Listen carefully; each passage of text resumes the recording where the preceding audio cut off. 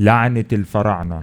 المصطلح ده انتشر جدا في آخر 100 سنة تقريبا، وده نتيجة لسلسلة من الحوادث الشهيرة اللي حصلت للمنقبين عن الآثار وأدت لموت عدد كبير منهم نتيجة حوادث غامضة ملهاش أي تفسير منطقي. ومن أشهر الحوادث دي اللي حصل للبعثة الأثرية اللي اكتشفت مقبرة الملك توت عنخ آمون وفتحت محتوياتها. بعد اكتشاف المقبرة بكام شهر بس، العالم كله اتفاجئ ب 22 حالة وفاة بين أفراد البعثة، وكلها حصلت في ظروف وملابسات غامضة. ودي حاجة عملت علامات استفهام كتير جدا. ممول البعثة نفسه مات بعد كام شهر من الاكتشاف بلدغة بعوضة، وتم اكتشاف ان البعوضة دي كانت موجودة في صدر مومياء الملك توت عنخ آمون نفسه. ضيف على كده ان قدماء المصريين كانوا فاهمين قيمة الذهب كويس قوي، وكان كل واحد منهم بعد موته بيدفن معاه في مقبرته كل ما يملك من ذهب، وكانوا بيحموا المقبرة بطلاسم وعهود مع الجن. عشان كده اي حد بيحاول ينقب عن الآثار دايما بيفكر الاول ازاي هيقدر يفك الرصد اللي بيحمي المقبرة.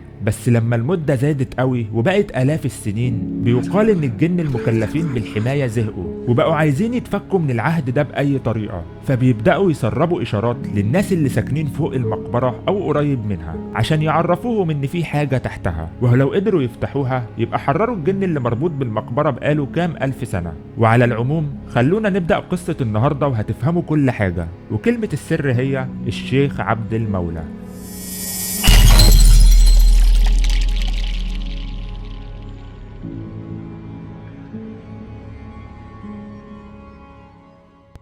الشيخ عبد المولى ده كان راجل مشهور جدا في بلد ما في صعيد مصر في الكشف عن الآثار الفرعونية اللي في باطن الأرض، وكل أهل البلد دي كانوا عارفين مين الشيخ عبد المولى راح له وطلع من عنده آثار ومين لأ، وكمان عارفين إن كل شخص طلع من البلد وبنى فيلا أو قصر في منطقة راقية كان للشيخ عبد المولى الدور الأساسي في ده. بس محدش كان بيجهر بالكلام ده، الكل كان ساكت، وإن كان من جواه بيتمنى اليوم اللي هيجي الشيخ عبد المولى ويخبط على باب بيته عشان يقول له إننا هنحفر تحت بيتك وهنطلع آثار.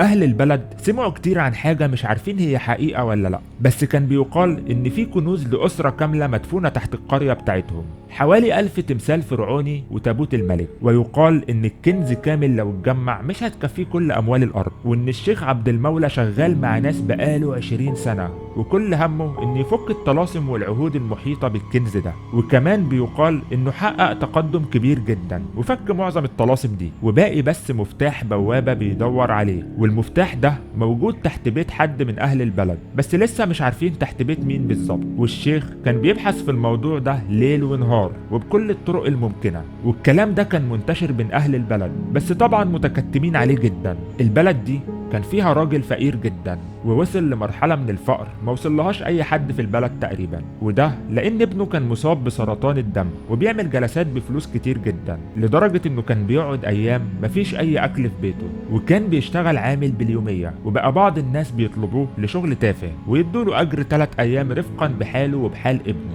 وما بين يوم وليلة والراجل ده قاعد في بيته الباب خبط، فتح الباب والبؤس كان ظاهر على عينه، وإذا به الشيخ عبد المولى كان واقف قدام باب بيته. وقتها قلبه اتنفض من مكانه ورحب بيه ترحيب رهيب جدا، ودخل الشيخ عبد المولى بيت الراجل الفقير وهو مبتسم ابتسامته الغامضة، وقال له بصوت وقور: الرزق بيدق بابك يا منتصر.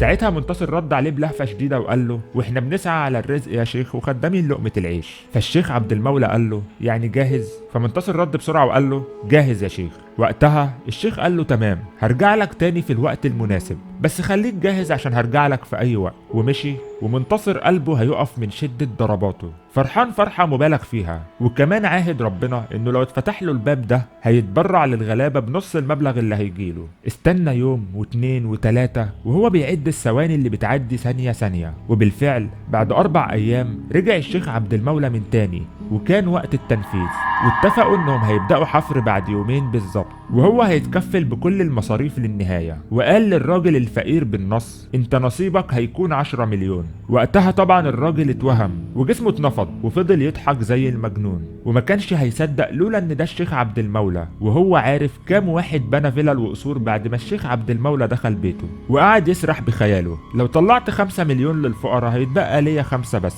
ولو عملت بيت كبير ب2 مليون هيتبقى معايا 3 بس، طب ما انا اطلع 1,000,000 للغلابة وهيبقى كتير برضه، او لما اشوف مصاريفي هتبقى كام واتبرع باللي هيتبقى منها. وفضل صاحي طول الليلة دي بيفكر هيبني كام بيت وهيشتري كام عربية، وطبعا علاج ابنه. وبعد يومين حضر الشيخ ومعاه 6 عمال حفر، دخلوا بالليل وسط سكوت القرية واتفقوا على الحفر في الأوضة اللي جوه. وبدأ الشيخ يولع شموع على شكل نجمة ويردد طلاسم غريبة ويكتب بالفحم حروف مش مفهومة. وقتها منتصر اتصدم، الراجل بيتعامل بسحر صريح، وكمان جاب قدام عينيه ديك وذبحه على نجمة مرسومة جوه الأوضة، وكتب بالدم بتاعه طلسم عشان يفك بيه طلسم تاني. ومن الآخر كده لقى إن الموضوع كله سحر في سحر. وقتها منتصر فكر يعترض عشان عارف ان السحر حرام وكفر، بس طبعا ال10 مليون غلبت وقرر انه يسكت. ولما الشيخ لاحظ نظرات منتصر متردده وقلقانه بصله بصه شديده جدا وقال له معترض على حاجه ولا ايه؟ لو معترض مفيش حاجه هتظهر.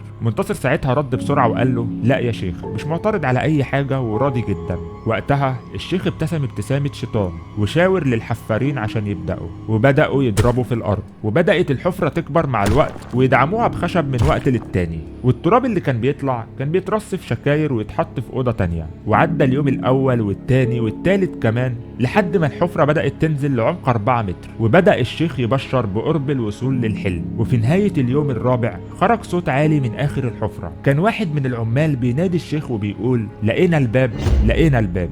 وجري الراجل الفقير منتصر يتنطط زي المجنون من الفرحة. ورجع الشيخ يرسم طلاسم جديدة وينادي على أسماء من الجن ويستأذنهم بالدخول، بس للأسف كان في حاجة غلط، وكان طلب الشيخ بيترفض والبوابة رافضة تتفتح. وقتها الشيخ قال إن الحارس اللي على المقبرة دي قوي جدا، وإنه محتاج حد يساعده ويحط إيده في إيده ويقرأ معاه طلاسم معينة. وطبعا العمال بتوع الحفر كانوا خايفين ورفضوا يعملوا كده، وبكده ما بقاش في حد ممكن يعمل مع الشيخ الطلاسم دي غير منتصر، وإلا هيضطروا يجيبوا حد من بره، وساعتها السر هينتشر. فمنتصر وافق وقال في نفسه كله يهون عشان خاطر ال10 مليون. وبدأ الشيخ يلقنه الطلاسم اللي هيقولها، كانت عبارة عن 3 كلمات هيفضل يرددهم وخلاص. وفضل منتصر يردد ويردد وحس انه بيغيب عن الوعي ببطء شديد. وفجأة لاحظ على الحيطة نمل أصفر جدا وبيلمع زي الذهب، صف نمل طويل جدا ماشي على الحيطة لحد باب البيت. شكله كان عجيب جدا، عجيب لدرجة انه اتسحر بيه، وفضل يراقبه بعيون زايغة زي المجنون لوقت طويل.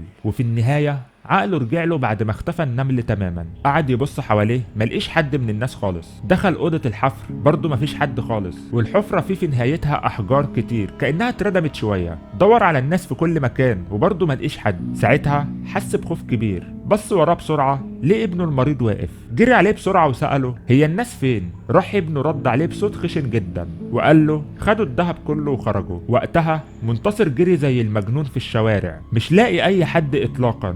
رجع البيت بسرعة وهو مذهول تماما، حاسس بطعنة رهيبة. وأول ما وصل البيت اتفاجئ إن ابنه واقف على حافة الحفرة وبيبص لعمقها بثبات رهيب. قرب منه وهو بينهج وتعبان جدا وسأله انت متأكد يا ابني انهم مشيوا؟ راح ابنه باصص في عينيه بثبات رهيب ورد بنفس الصوت الخشن تاني وقال له انا مش ابنك، ابنك مقتول في المقبرة اللي تحت. وقتها الصدمة شلت لسان منتصر، والكيان الغامض المتجسد في صورة ابنه سابه وخرج وهو بيضحك. منتصر وقتها نط في الحفرة وبدأ ينادي على ابنه زي المجنون وهو بيشيل في الحجارة والرد ساعة كاملة لحد ما قوته انهارت. وفي النهاية لقي الباب ولقي السلم ونزل للأوضة تحت، أوضة حجرية بالكامل. نور الكشاف وقعد يدور على أي حاجة فيها لكن ملقيش أي حاجة إطلاقا. ملقيش غير حاجة واحدة بس، جثمان ابنه مدبوح ومرمي جوه الأوضة. جري عليه بسرعة وحضنه وهو مفزوع وقعد يصرخ ابني مات، ابني مات. وقتها بدأ يتردد صدى صوت قوي من فوق الحفرة وبيقول ضحكوا عليك يا بابا، ضحكوا عليك وقتلوني عشان يفتحوا من وراك الباب ويضحوا بيا، وسحروك بالنمل الاصفر عشان يهربوا بالكنز كله وقبل ما تكتشف انهم قتلوني. ساعتها منتصر قعد يبكي بشكل هستيري ويقول انا هقتلهم، انا هدمرهم. وتردد صدى الصوت من تاني بس المرة دي كان بيضحك وبيقول مش هتلاقيهم، سابوا البلد وهربوا بالمفتاح الاخير والمقبرة الاخيرة، وما بقاش لوجودهم في البلد اهمية. وعشان المقبرة الاخيرة ما كانتش هتتفتح اطلاقا غير بدم طفل، خدعوك مرتين، مرة بقتلي ومرة بسرقتك. وفجأة اتقفل باب المقبرة على منتصر، وطبعا انتوا عارفين هو فين دلوقتي.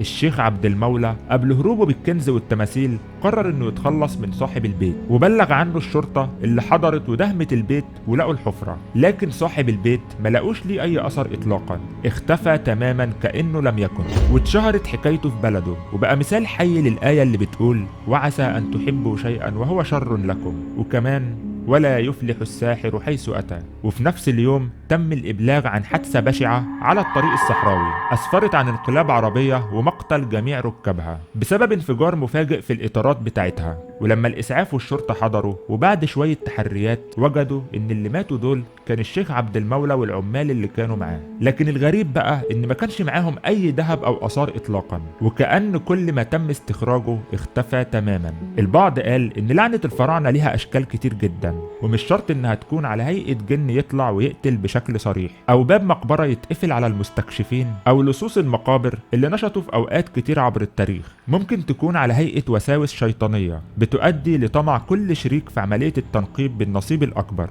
أو بالكنز كله، وبالتالي يبدأوا يقتلوا بعض وهم عقلهم مغيب تماما، أو لدغة بعوضة طالعة من مومياء عمرها آلاف السنين. الكلام في الموضوع ده شائك جدا، وحتى وانا بحكي بحاول اكون حريص جدا، وانا مش بقول لعنة الفراعنة موجودة او لا، لكن بستعرض معاكم الموضوع وانتوا حددوا، وممكن نتناقش في التعليقات لو حابين. هكون مبسوط جدا لو عملتوا لايك للفيديو وسبتوا تعليق برأيكم، وطبعا تعمل اشتراك او متابعة لو لسه ما عملتش، ومنتظر رأيكم في التعليقات. كان معاكم اسلام الجندي، والقصة بقلم الكاتب احمد محمود شرقاوي. مع السلامة.